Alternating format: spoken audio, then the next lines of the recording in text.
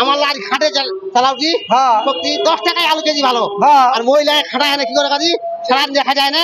300 টাকা হাজিরা দেয় 250 টাকা আগে 7 দিন পর টাকা দেয় 7 দিন পরে টাকা দেয় আলু বিক্রি করতে পারি না এটা বাস্তব ভাত খিলাই না নাস্তা খিলাই না কোনো খিলাই না পানিও খিলাই না কিছুই না সারাদিন খিলাই না সারাদিনই খাটনি করা এই 7 দিন আমার আলুর দাম আমরা 40 টাকা 50 টাকা 10 টাকা কেজি ভালো 10 টাকা কেজি আলু ভালো আলু 10 টাকা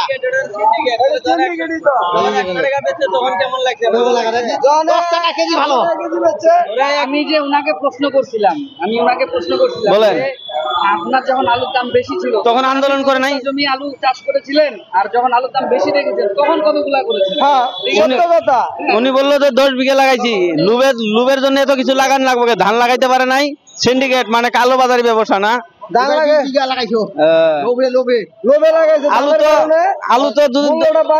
পয়সা বেশি পাবো এই কারণে লাগাইছে লোভ জিনিসটা আমাদের দেশে পাই এবার আলু বেশি লাগাইলে পাকা ঘর উঠাবো দালান গুঁড়া দিব পোলা পান্ডে দিব কুন্ডার কিনে দিব ভাই আমাদের দেশে মনে করেন যত আছে দুর্নীতির অভাব নাই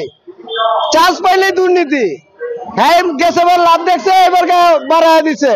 হ্যাঁ 100 বিঘা ধান করতো দান করলে কত পাইতো 1500 টাকা 1200 টাকা মন দান পাইতো এর কান্দন লাগতো এত কান্দন লাগতো না ভাই এটা না করে আলুর ভিতরে গেছে আলুর ভিতরে টাকা লাগাইছে আমার মাথা নষ্ট মানে এটাই দুর্নীতি যেরকম রিক্সা চালাই অটোর কারণে ভাত খাইতে পারি না অটোর কারণে খেপ মারতে পারতাছি না 100 টাকার ভাড়া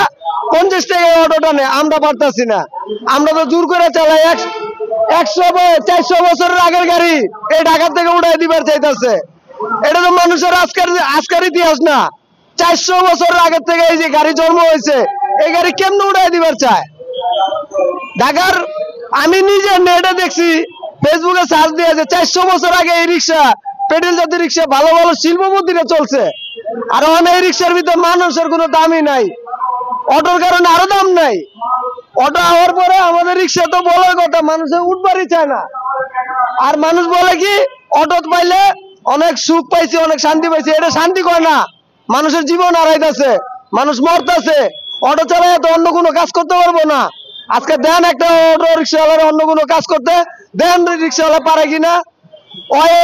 কিচ্ছু পারবো না আর আমার দেন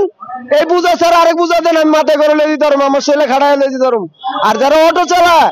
এদের কোনো কাজে কোনো জায়গায় লাগবো না আর অলস হইতাছে ব্যাটারি চালিত গাড়ি মানে কি এই দেহটা খাইতেছে বুঝতেছে না তো একদিন চালাইতে পারবো না বাজি লাগাই কমু আপনি আমার 50 কেজির বুঝাটা দিবেন আমি লেজি ধরুম পারবো না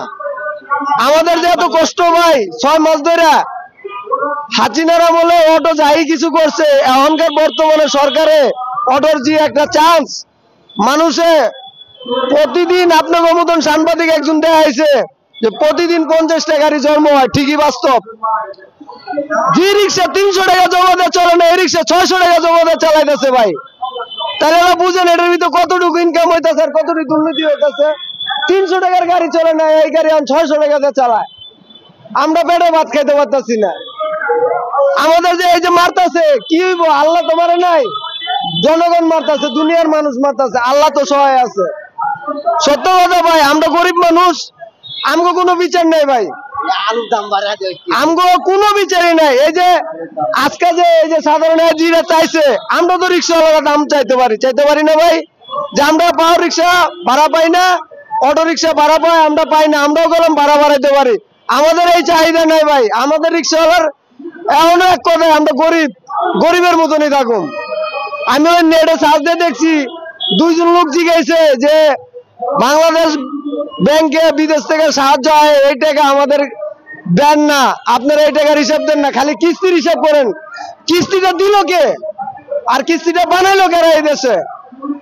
উপরের মাথায় বানাইছে গরিবের কাছে দিয়ে গরিবের রক্ত চুষে নিতেছে এটার গরিবের উপরে জুলুম না এই কথাটা আবার ওই বেটাও কইছে যে আমারে কিস্তি আপনি দিবেন কে ঠিকই তো আপনি আমার কিস্তি দিবেন কে আপনি আমার সুযোগ সুবিধা থাকলে আমার কর্ম থাকলে আমি কিস্তি তো নিব না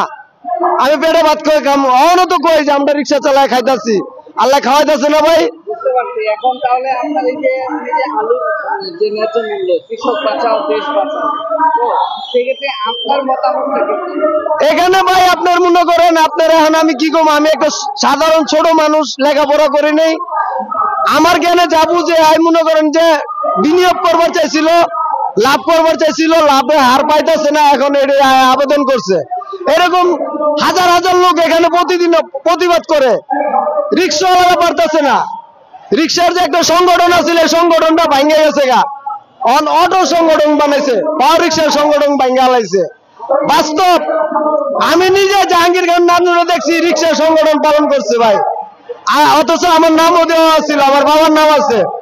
আমার বাবা মরে গেছে গা, আমার এর কোনো দরকার নাই ভাই। ঠিক আছে ভাই।